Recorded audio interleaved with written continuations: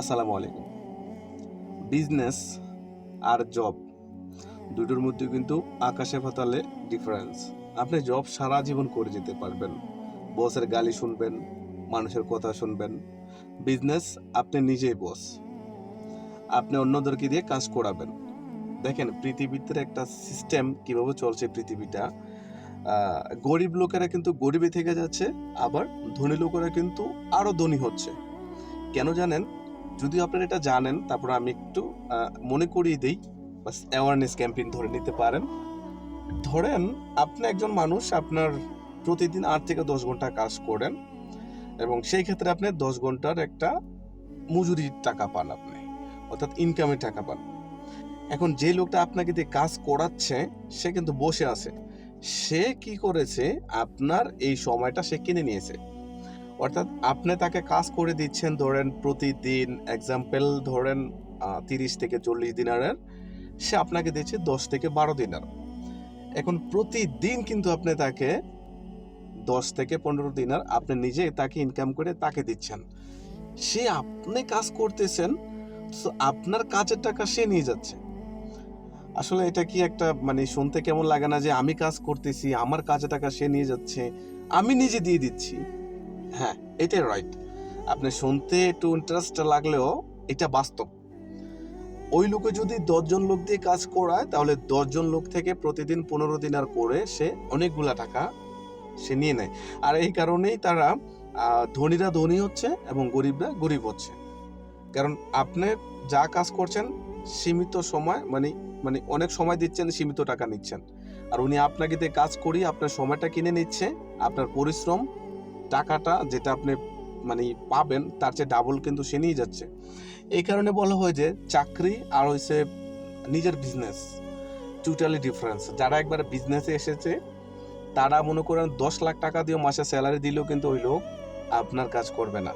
কেননা সে বুঝে ফেলেছে যে বিজনেস এমন একটা জিনিস যেটাতে আসলে এত শান্তি, এত প্রশান্তিময়, যেটা আসলে বলে বোঝানো যাবে না।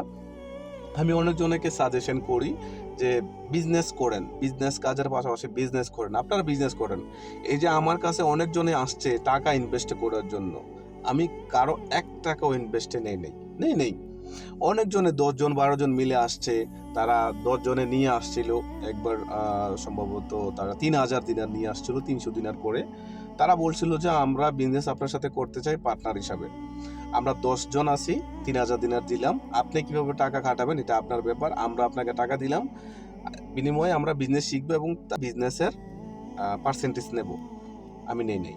শুধু উনি না, এমনও লোক আছে 10 থেকে 15,000 দিনার নিয়েও আমার কাছে এসেছে, বলছে যে আমি বিজনেস আপনার সাথে করতে চাই, মোর দেন উইল বি পার্টনার। আমি বলছি যে না, এটা সম্ভব হবে না। পার্টনার বিজনেস করা খুবই রিস্ক, পার্টনার নেওয়াটাই খুবই রিস্ক। পার্টনারের যারা বিজনেস করে, বিশেষ করে বাংলাদেশিরা, এই বিজনেস বেশি দিন টিকে না।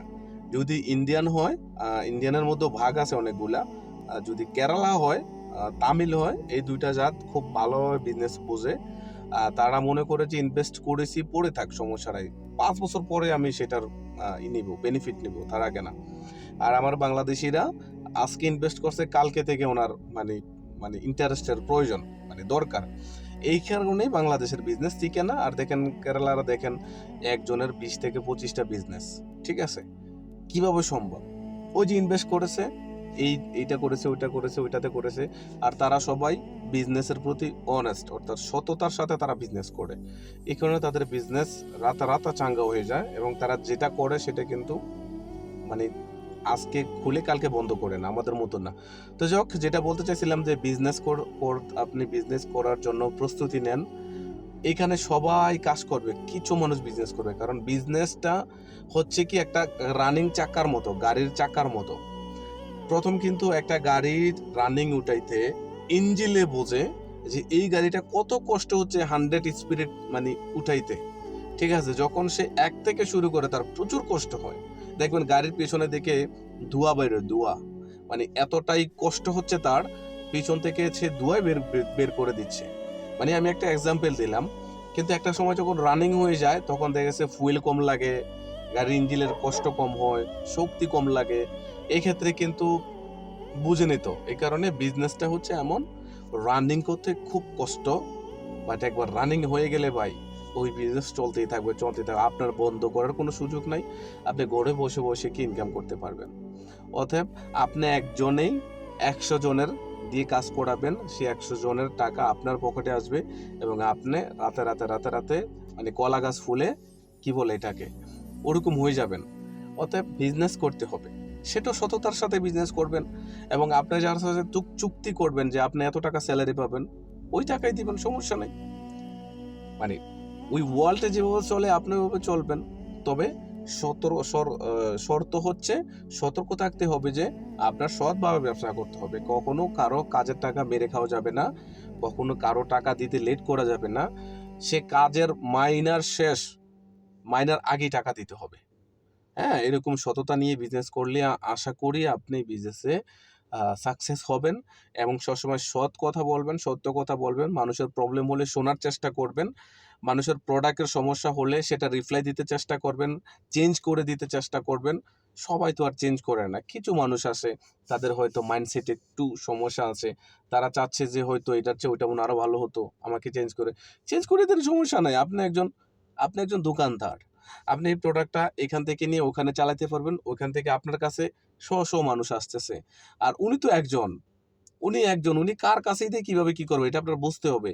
এই কারণে ব্যবসায়িকরা এই কারণে বিজনেস ডাউন হয়ে যায়, কারণ তারা কিন্তু বিজনেস করতে গেলে এই কাস্টমারের ভ্যালুটা তারা মানে দিতে পারে না বা দিতে জানে না। তো যাই হোক, আশা করি ট্রাই করেন বিজনেস করার, আসলে আপনার বুঝতে হবে।